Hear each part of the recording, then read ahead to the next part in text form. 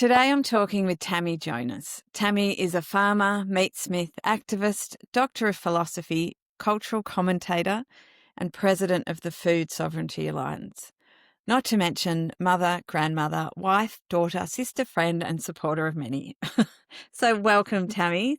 Thanks for taking your time out today. I know you've got heaps on, so it's great to have a chat with you. It's good to be here. Looking forward to it.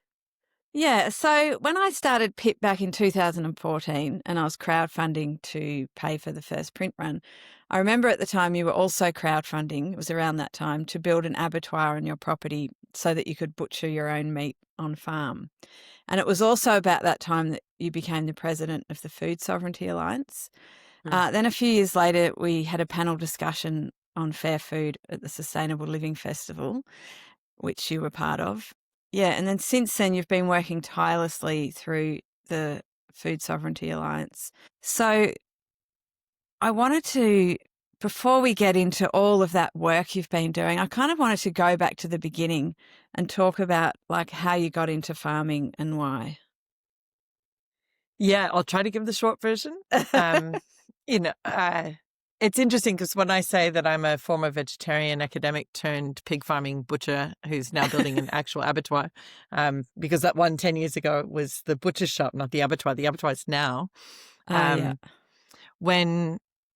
actually captures how we got into farming. So from very early on, I was concerned about how animals were raised for food. And my response to it when I was young was to become a vegetarian. But as I got older and was working on a PhD I never finished back in the city in the 2000s, which was around practices of consumption, what leads people to eat the things they do, and how that can bring people together, particularly different cultures together, or keep us apart. I sort of I stopped being a vegetarian during that degree for reasons of anemia in my third pregnancy. And I kind of reached the end of a line of inquiry into why society is, understanding how society is the way it is based on what they eat.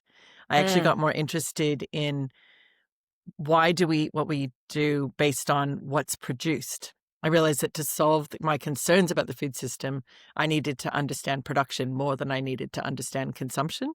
And so as Stuart and I being kind of obsessive DIYers, the only rational response to figure that out was to become farmers, and go and see what it is to farm. And I was from a cattle ranch in Oregon originally. So yeah, I knew what it was like to live on land, and I really wanted my children to have that experience. And so, hey presto, we became farmers from being very much kind of, bicycle riding suburbanites. And then here we are. That was nearly 15 years ago. Yeah.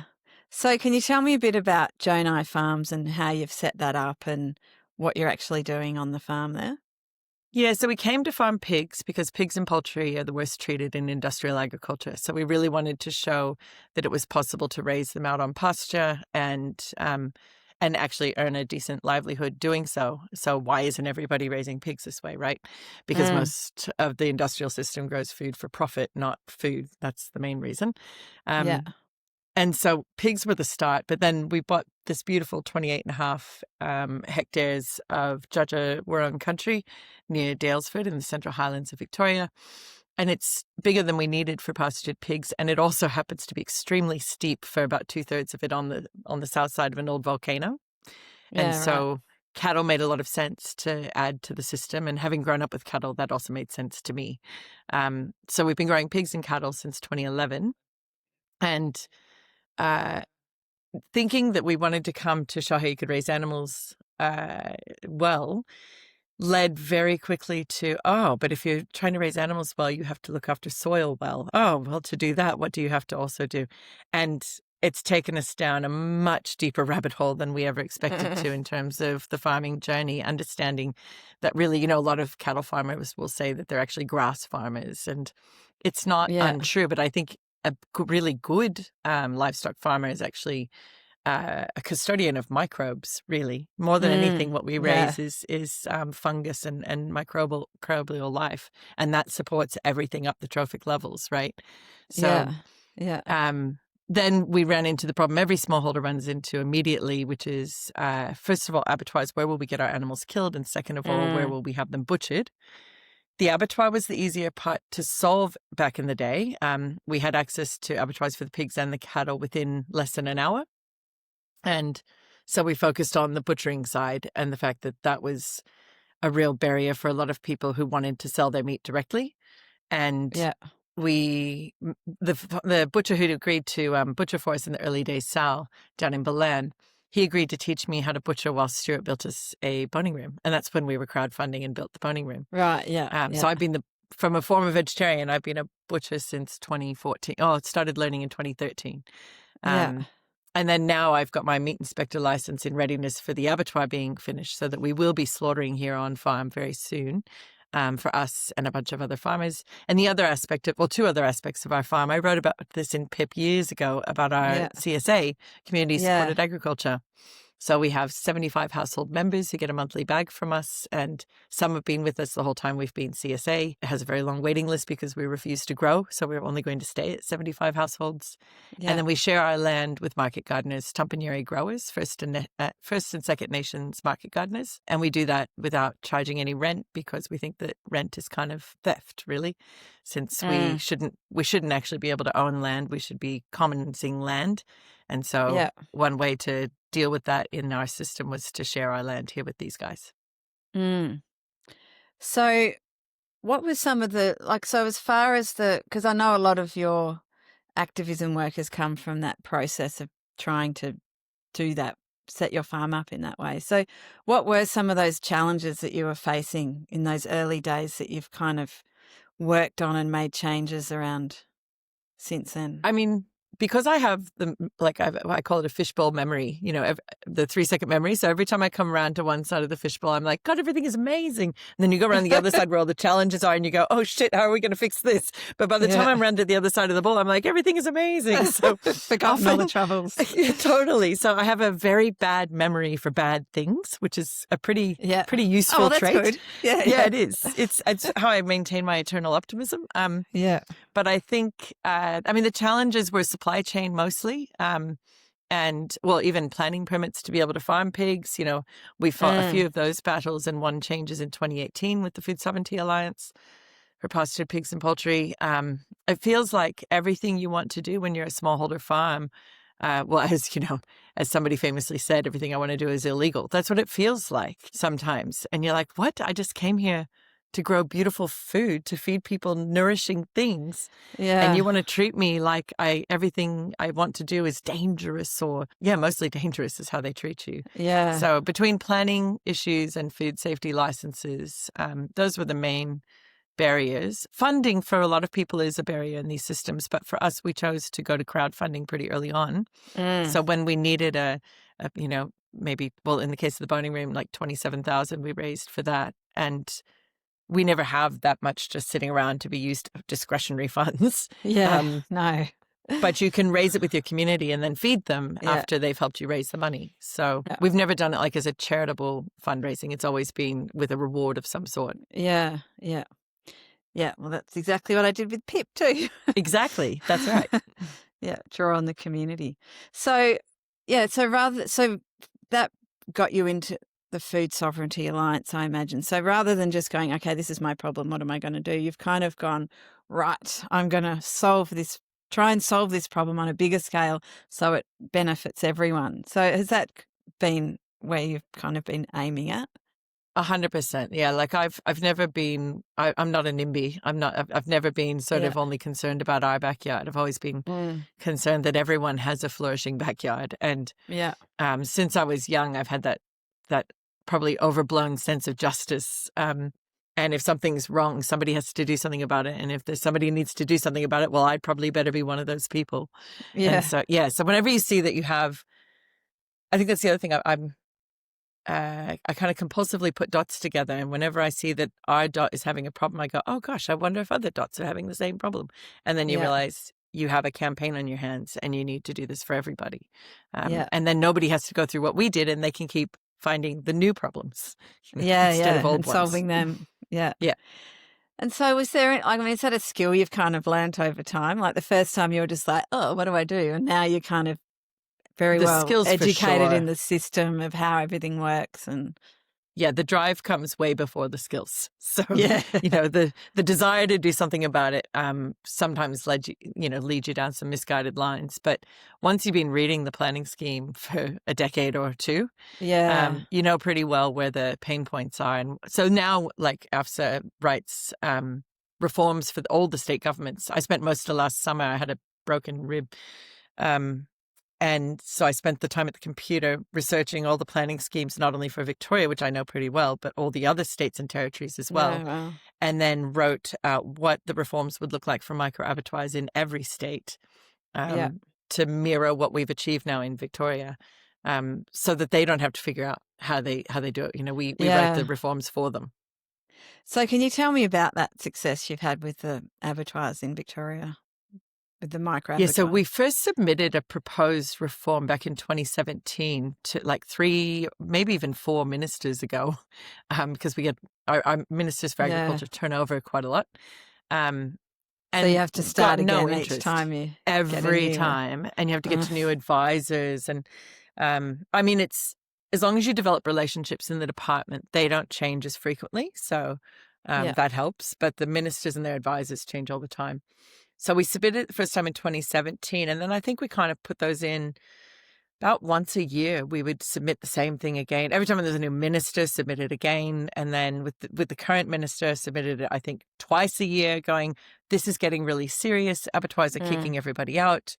We really need to make it easier to build micro-abattoirs, and here's how you can do that. And then a confluence of events happened, which is why we won the reforms last month. Like they're in law now. Fantastic. The confluence was our own VCAT case took 550 days from when we applied for a permit for an abattoir to when we were granted the permit after being dragged through VCAT by the lifestylers up the road.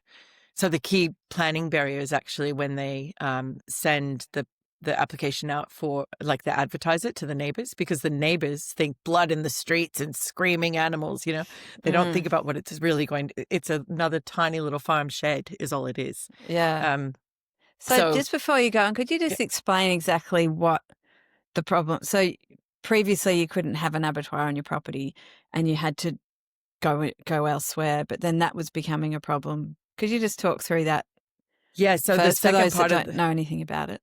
Yeah, the number of abattoirs has been diminishing across the country and across the world, actually, for decades. We had secure access to the 2, one for pigs, one for cattle, one outside of Melbourne, just over an hour away, and one at Kyneton, 45 minutes away. And then in December, Hardwicke's, the one in Kyneton, told all of us smallholders they were no longer processing small lots. So if we want to have cattle slaughtered there now, we have to take a minimum of 15 cattle. And we process 12 to 14 a year. So, we normally do one a month. So we're out, right? That's just automatically it for smallholders like us. And that means we have to take our animals all the way up to Wangaratta, which is 3.5 hours one way. And other farmers in bigger states are going much further than we are even. Hardwicke's kicked us out right off the back of the Victorian government had undertaken an inquiry into securing the Victorian food supply. Yeah. And because of our repeated proposals for reforms on this issue specifically, and AFSA gave evidence in the hearings to that inquiry, and they heard it from other farmers, whether they're members of AFSA or not, that this is a problem. So recommendation 27 in that report that came out at the end of November was exactly AFSA's wording for the reforms. It said, make micro-abattoirs a Section 1 use, which means no permit required in the farming zone, the green wedge zone, and the rural activity zone. So they're all of our rural zones, basically. And so that report came out, and like a week later, Hardwick said, you're out of here. We're not going to process for you anymore. And we said, this is what we've been telling you was going to happen. Now it's happened. But now your own inquiry has supported our reforms. You need to do something. And it took them a little while, even though the amendment was kind of underway already from some of the policy guys in the department. It took them, 8 months? But they did it. So they said they would do it, and then they did it. And now you don't need a permit for a micro-abattoir because it's considered an ancillary use. It's an intrinsic piece of infrastructure to livestock farmers. Yeah. Yeah, because I know here locally there's, people are travelling hours and hours to go and get animals Oh, yeah, butchered and because you're on the south coast. That's right. They're yeah, going up all the so way up to Sydney. They're going to Picton. yeah, or back to Victoria. So yeah, so that's that's obviously a really important. And you were saying that these little successes kind of give you that encouragement to keep going because obviously there's so much push that you're always having to do. Like, how do you kind of keep up that push and that drive when you have all those challenges? Well, aside from being raised by parents who are just that way, because there's that, you're just sort of Yeah. just raised to be Don't that give way. up.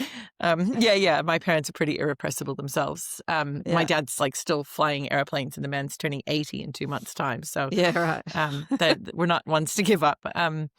But no, I think the other thing is AFSA's work over the last 15 years.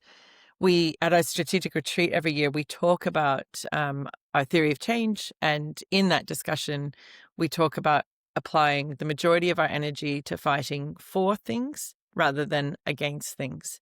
And so it's not that we don't fight against things. Of course we do. Industrial agriculture causes all manner of harm, but especially intensive livestock production. But those aren't very winnable fights to stop the big system. What is winnable is to enable the system we're trying to grow.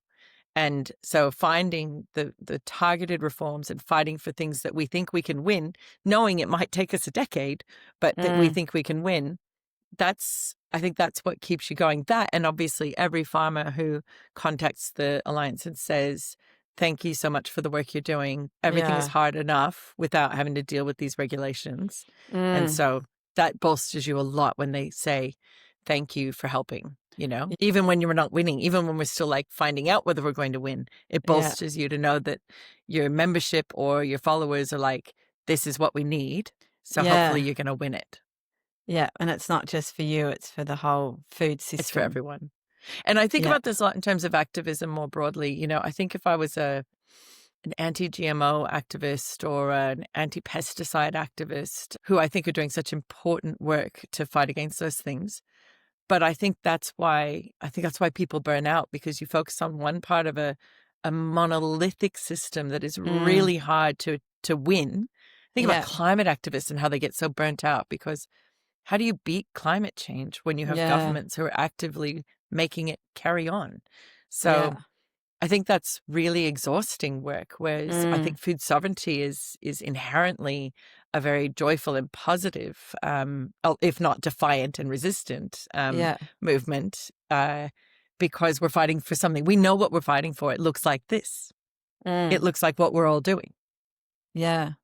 So can you explain firstly what AFSA is and what it stands for, but what is the ideal that you are working towards, that you would like to see sort of, if you could have your way and get all the changes through, how would that look?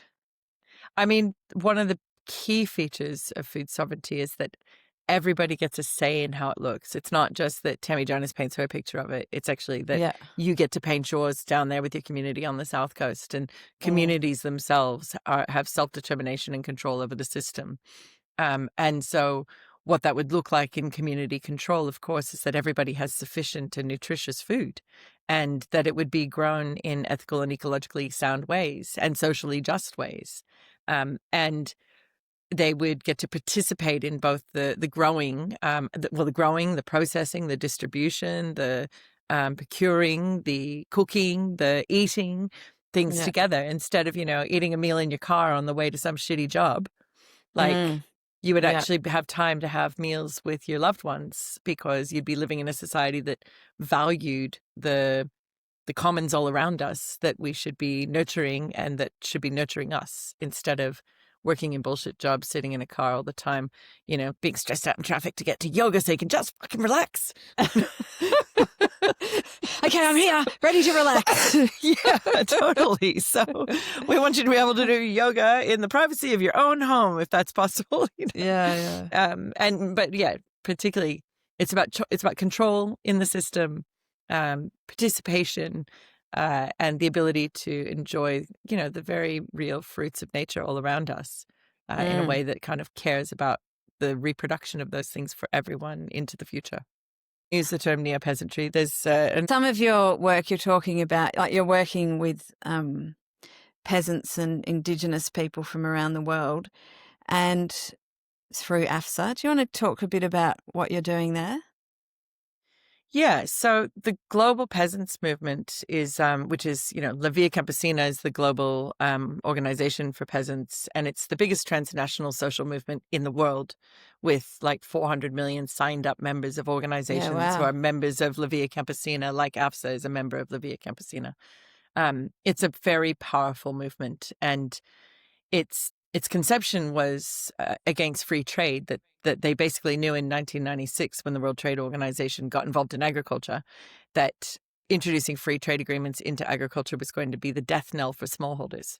And so they started to collectivize all around the world, and peasants or smallholders around the world, and small-scale fisherfolk and pastoralists, they produce 70% of the world's food. So we're told that the industrial system produces most of the world's food, but that's not true.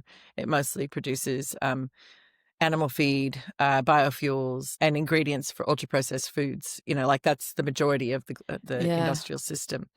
So in joining that international movement, in the early days, we were kind of wary of using the language of peasantry coming from such a privileged global north country. Until, of course, you meet like Morgan Audi, who's the general coordinator of La Via Campesina and is a white peasant from France. And you're like, oh, okay, we just have a language problem, because here that word's been used disparagingly for a very long time. Yeah.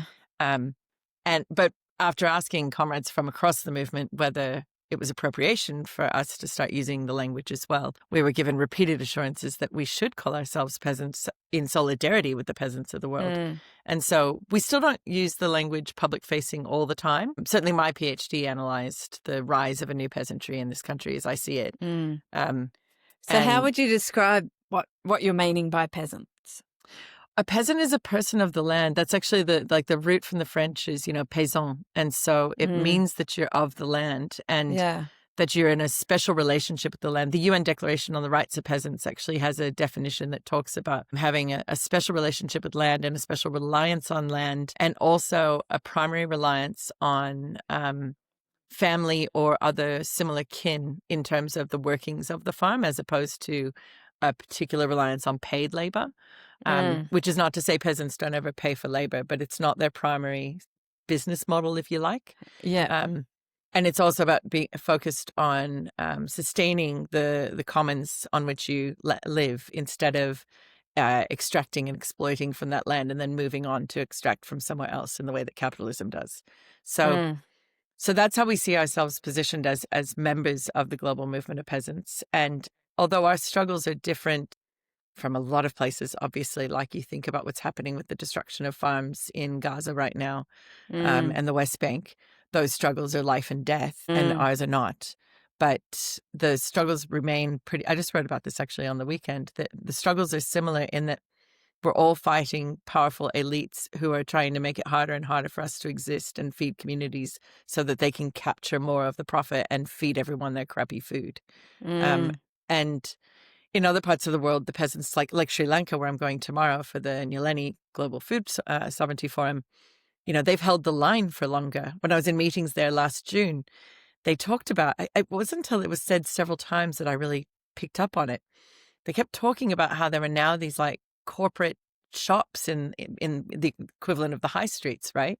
And how they were losing some family businesses. And as we went on our field trips to some farms, and I looked at the high streets, and I thought, there's a lot of independent family businesses here. And then they'd say it again. I thought, oh my goodness, like we just don't even, we barely talk. We talk about the rise of box stores and those things, but and Coles and Woolies controlling so much of the system.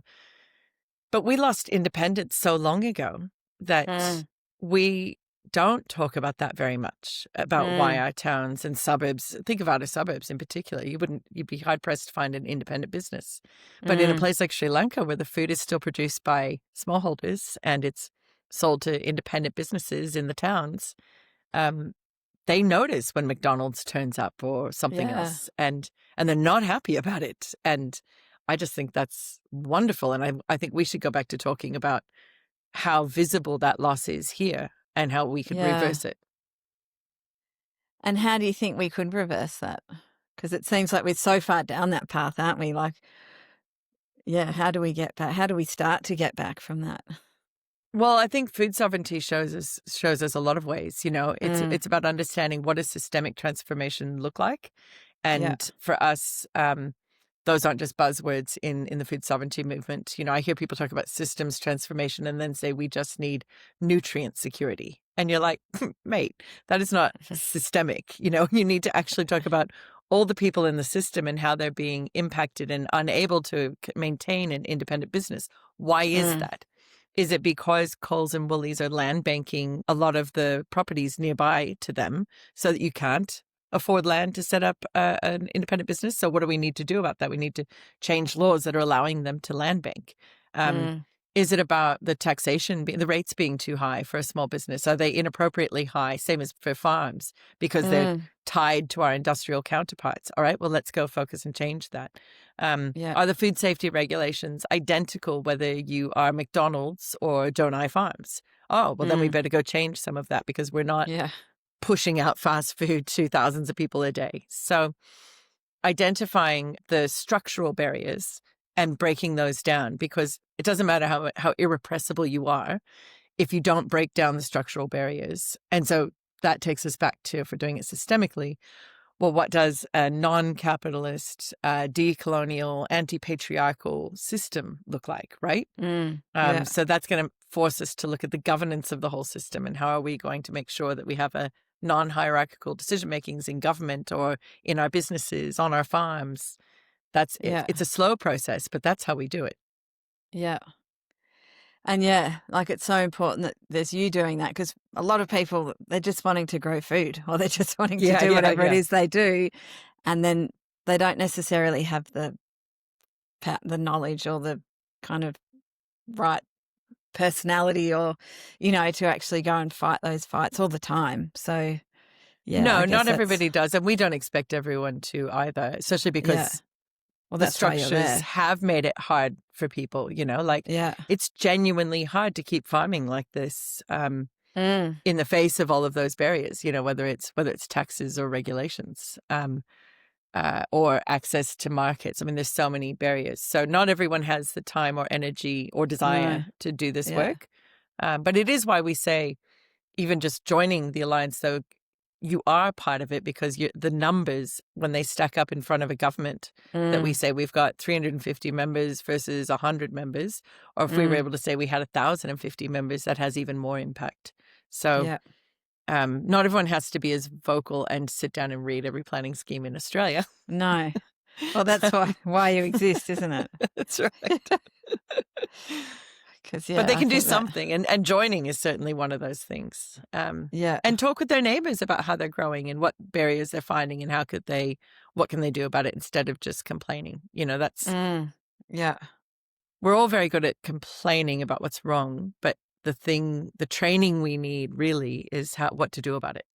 Yeah, and what does right look like? Yes, and how does that work?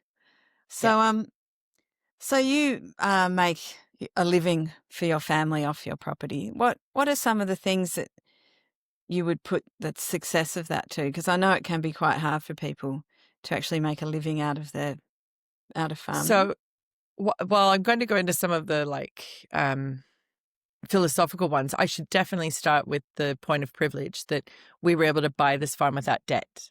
So that was a mixture of that we were 40 when we got here, so we had some money, and the fact that we have parents and come from places of privilege that helped us. So before somebody who doesn't have debt because of their privilege carries on any further about how easy it is, we should just clear the air there that we don't have debt. That's definitely a part of our success, like a huge part. The other part, though, to maintain that, because things haven't always been easy, even if my fishbowl memory makes me forget most of the worst of it.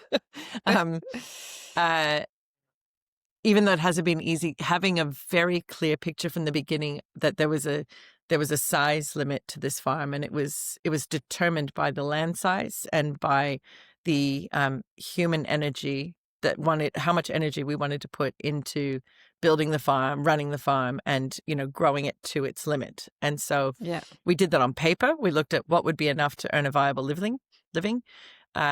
we grew the number of pigs up to what we thought was the land's maximum, which was at that point 14 sows. And then we watched it over a couple of wet winters and went, 14 sows is too many. So we dialed it back to 10, and now we actually only run 8 sows because we find if you have a super dry summer or a really wet winter, it's a lot easier to make sure we maintain full ground cover all the time, which is what we're always striving for as a pig farm. So that clear vision meant we didn't get lured into the promise of greater wealth and from growth. So we could have, we could double the size of the farm overnight in terms of sales because we have the demand.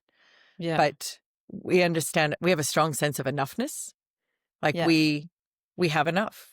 Why would we need more? We're not looking to buy more things. We just want to farm and feed people and feed ourselves and enjoy this beautiful place that we call home. So we don't want to flog ourselves for more money. No.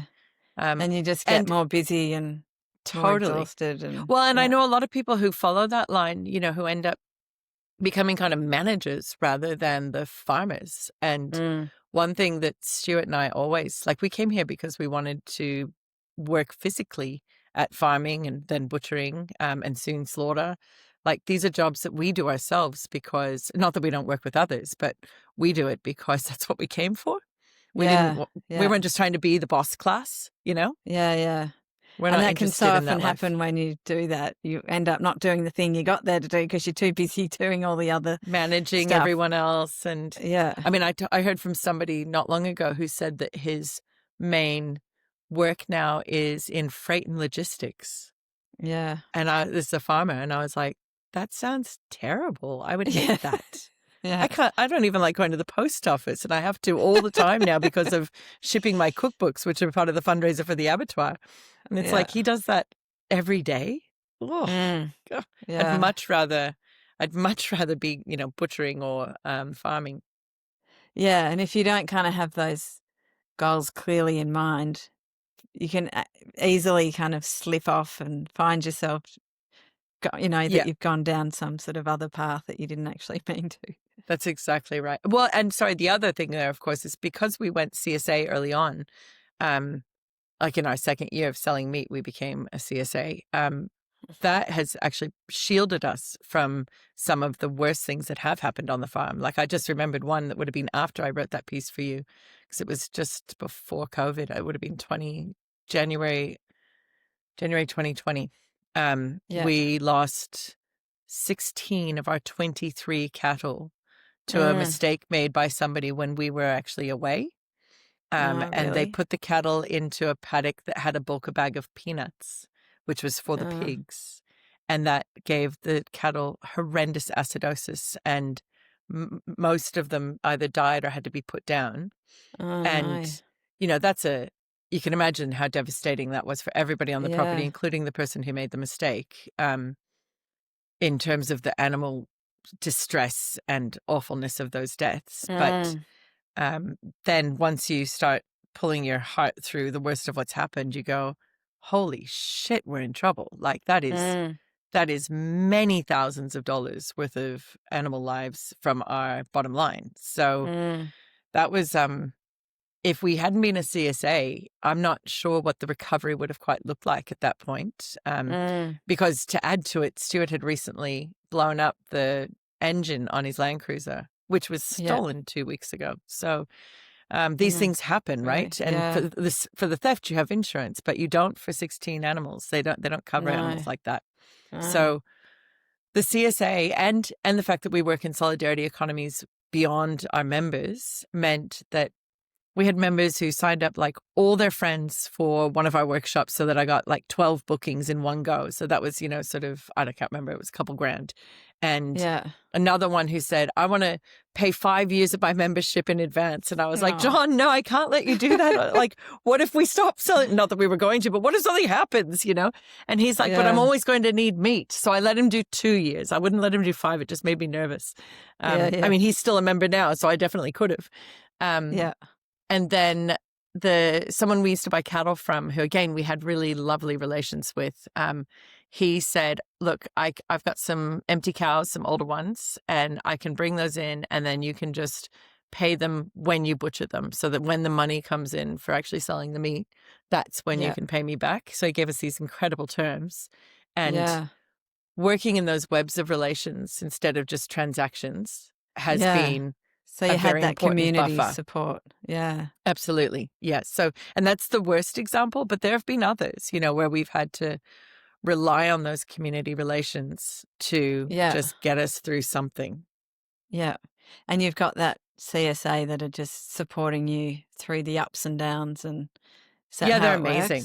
Yeah. The CSA members are amazing. They've like, one of my favorite stories to tell is when we got a beef carcass back from the abattoir that was clearly not ours. I'm the butcher, so I know our animals, and it was a yearling, and we never slaughter yearlings. So I said to the abattoir at the time, look, that's not our animal. They said, yes, it is. I said, no, it's not. They said, it absolutely is. And then you have to just shut up and deal with it, or they're going to tell you you can't slaughter there anymore. So I turned to the members and sent them an email and said, this is what's happened. I'm going to have to send you this meat. It's supermarket meat. I don't know where it's come from. I can't tell you anything about it. All I can tell you is that it's young. It's sort of loose and wet like a yearling, and it's not what you're used to. And then I like pressed send and sort of, waited to see, well, what will they say? Yeah. And they were amazing. My favorite response was, two favorite responses. One was, we'll definitely take it. It'll remind us, how lucky we are not to have to eat that all the time. Yeah. And the other favorite was, somebody at Coles is going to be like, whoa, why is the meat so good this time? Someone will have got lucky. Yes. So they had our back. And even as good as farmers markets are for connecting farmers and eaters, you couldn't turn up at a farmer's market where people get the choice of whether they're going to buy that and go, I've got some shit beef here. Would you like it? So it's not ours. You can't do that in those other systems. It's only through the solidarity work that we do that you can ask them, will they take this? Yeah. And it's a two-way kind of relationship. It's not just... Oh, yeah. When they like some have lost jobs, and we just keep feeding them for the couple months until they're back in employment. Yeah. And during COVID, they couldn't go more than 5Ks. So we did direct deliveries to all 75 houses. Well, not all 75. Some were within distance of their hubs, but we did the direct deliveries for anyone who couldn't get there. I took them all sourdough starters. I'm sorry. I've contributed to the sourdough craze. Great. Yeah. So it's very much a two-way street in terms of trying to look after them as well. Yeah. And in case there's ever scarcity in the system, which occasionally there is, slightly less, the pigs are small or the cattle are small. So in the times of abundance, I always make sure that their bags are slightly overfilled to prepare for those times of scarcity. Yeah. And it's like the whole community's taking on the ups and downs of farming rather than just the farmer having to bear that. Because, having a little bit less meat or less money for one person is okay, but when that all lands on the farmer or the business owner or whatever it is, it becomes tricky. I mean, to replace 16 cattle in that particular year would have been $32,000, to buy new ones. Yeah. It would have been crushing for our farm. Yeah. So now I'm going to let you go in a sec because I know tomorrow you're heading off to Sri Lanka. But I thought, do you want to just give me a quick talk about what it is that's happening in Sri Lanka and what you're doing there? Yeah, this is so exciting. I've never been to the Nyaleni Global Forum. This is the third one. The first one was in 2007, the second one in 2015. And the first two were held in Mali in Africa. And Nyaleni is one of the Malian peasants' women's name, who was an incredible organizer there of the peasants. And the first one was to for the global movement to come together and establish what food sovereignty is and is not. They spend a week deliberating what's in and what's out, and then they make a declaration. And so nobody, unlike say Regen Ag, for example, where whoever the latest practitioner is can kind of say what they think it is. That's not how it is in agroecology and food sovereignty. So that was 2007, 2015 did the same for agroecology. And now in 2025, we've been in about a 5-year process towards these meetings in Sri Lanka over the next 2 weeks. And we've gone intersectional with other movements, so climate, environment, labor movements, women's movements, anti-racist movements, LGBTQIA plus movements. So everybody's coming together for this kind of movement of movements to say corporations are increasingly taking over governance, not only of food systems, but of everything. And the inability for the general public to have a say in how the world is being run, and in our case with food sovereignty in particular, what we are allowed and able to eat. What are we going to do about it as a global movement? And how are we going to do that in coordinated and strategic ways? And so like I said, we've spent 5 years in dialogues, building up towards this huge gathering for its 10 days, where we will be in plenary, with over 500 delegates from 120 countries with 23 languages. Yeah, it's going to be like wild, actually. Yeah. And there's a women's assembly and a gender diversities assembly and an Indigenous assembly. So there's different groups have their own spaces for some time as well. But mostly we want to work all collectively towards how are we going to achieve food sovereignty? How are we going to take back control of governance of the system? It's going to be amazing. Yeah, and learning from people's experiences from all over the world and all different types of countries. Yes, and so one of the things that we've been doing in the lead up to the meetings is sharing examples of success. So like what's worked, rather than always just what hasn't. And we have shared some of those examples too. But so our abattoir success here, the micro-abattoirs not needing a planning permit, has been really popular with others who are losing the same infrastructure. But I think I mentioned to you when we spoke on the phone earlier that one of my favorite stories is the Sri Lankan women who, it comes out of tragedy, but the women who were being preyed on for microfinance take on little loans so that they could send their kids to school or build a little farm gate stall or something to keep their farms going. These awful financing companies come in and get them to take on the loans, and then they can't pay them back, and they have like enormous interest rates. And so there's been an epidemic of female suicides in Sri Lanka. And the women got together and they said, we shouldn't be bearing this alone, and nobody should die for a debt. And so they formed a movement, Gavana Ne Gavana Bay, which is cannot pay, will not pay. And they shout it. It's like so amazing to see these. Sri Lankan women can look very demure, but they are not. They are the fiercest fighters of anybody I know. And maybe aside from the women in Rajava as well. Anyway, there's a lot of fierce women out there. And in collectively saying, we will not pay this debt, they've been able to protect themselves and each other, like not just individually. And now one of the questions in Sri Lanka next week will be, there's so much sovereign debt because of predatory financing by like the International Monetary Fund and the World Bank and the Asian Development Bank. And in countries like Sri Lanka, they're paying more in interest as a proportion of their national budget than they are for healthcare, because they can't afford to divert that money to healthcare. They have to pay the interest. And that's all become because of structural adjustment things that are coming out of the global north. And one of the things that we'll be debating and deliberating on is, what do we do about that? What do we do about the north preying on the south and putting them into structural debt that means their people don't have enough food and healthcare and education? Because that is systematically unjust. And so what's the world collectively going to do to support them out of that system? These are big questions. Yeah, such important work. So I'm going to let you go so you can get ready to go and fight the good fight. Thanks, Robyn. And thanks so much for your time. And so great to hear about the successes that you're having and all the great work and all the good things that are happening. Yeah, thanks for taking the time to come and talk with me about it. Yeah, no worries. Thanks, Tammi. All right. See ya. See ya.